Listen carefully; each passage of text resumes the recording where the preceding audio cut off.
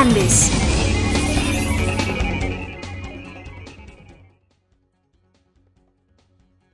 ¿Por qué este proyecto es económico urgente? Uno de los elementos fundamentales detrás de esto es que, como ustedes saben, tenemos que presentar la proforma a principios de noviembre, la proforma del presupuesto 2011. Y este marco legal tiene que estar aprobado antes de que la Asamblea apruebe el presupuesto. ¿Por qué? Porque si no está antes de que apruebe el presupuesto, lo que ocurre es que la Asamblea apruebe el presupuesto con el anterior marco legal y como resultado perdemos un año más con todos estos problemas legales que existen en las finanzas públicas. Entonces, uno de los elementos fundamentales que hemos analizado para ver cómo se enviaba este código con el señor presidente y con los diferentes estamentos involucrados era este particular, la necesidad de tener el código aprobado antes de que se apruebe la proforma. Y como resultado se decidió, luego de los análisis jurídicos y de la necesidad de tener un cambio en la gestión de finanzas públicas, que era necesario mandarlo como económico urgente. El Código de Planificación y Finanzas Públicas es un texto normativo que tiene algunas finalidades. La primera, como es lógico, saldar una deuda histórica que tiene el Ecuador en términos normativos, que es vincular de manera adecuada, desde el marco legal, la planificación con las finanzas públicas. ¿Por qué es importante esto?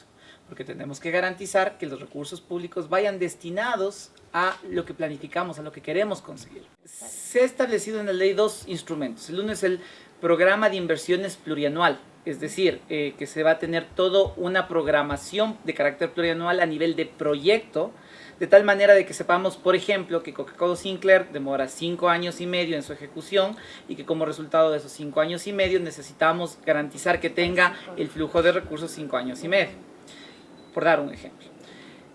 Otra cosa que hace la normativa es simplificar el marco de gestión fiscal. ¿Qué pasa? En la actualidad tenemos LOAFIC, Ley de Presupuestos, Ley de Responsabilidad Fiscal, Ley para la Reforma de las Finanzas Públicas y Control del Gasto Público. Entonces, lo que hemos buscado es simplicidad, seguridad jurídica para los gestores financieros del Estado, de tal manera de que sea sencillo y ágil poder gestionar los recursos públicos. La idea es tener pocos pasos que mejoren tanto la eficiencia en la gestión del recurso público como transparencia. ¿Para qué? Para que sea más fácil saber cómo se gestiona el recurso público. Que la gente sepa que si hace un paso, 2 pasos, 3 pasos, existe recurso público. Que si no hace los 3, no hay recurso público. Y que cualquier persona que quiera, cualquier ciudadano, un ciudadano de la calle, la Asamblea Nacional, puedan mucho más, de manera mucho más sencilla saber y hacer veeduría y fiscalización sobre la asignación de recursos públicos. Se han superado dos problemas fundamentales. El primero, el hecho de que por mandato de ley en la actualidad, el ministro de Finanzas no puede contratar crédito hasta tener partida. Como los presupuestos son anuales, esto equivale a que el ministro de Finanzas tiene que llegar desfinanciado los primeros meses del año y recién los primeros meses del año salir a conseguir el dinero.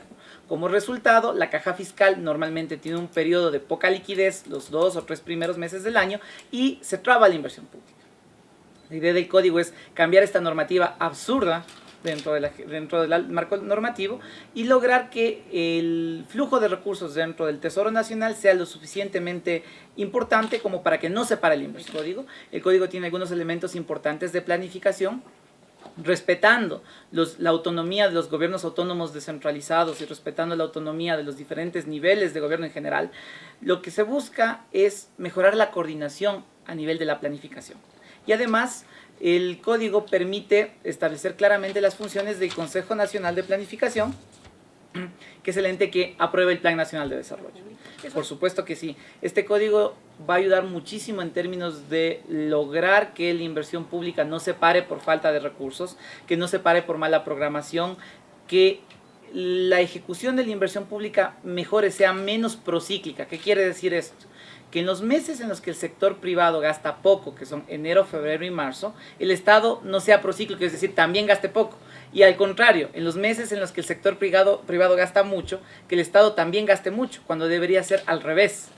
En tiempo de vacas flacas, cuando el sector privado gasta poco, el Estado debe gastar un poquito más. ¿Para qué? Para evitar que haya desempleo.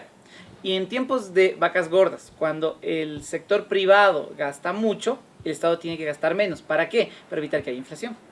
En el Ecuador sucede exactamente lo contrario, y sucede exactamente lo contrario porque el marco legal traba esta ejecución anticíclica de la gestión.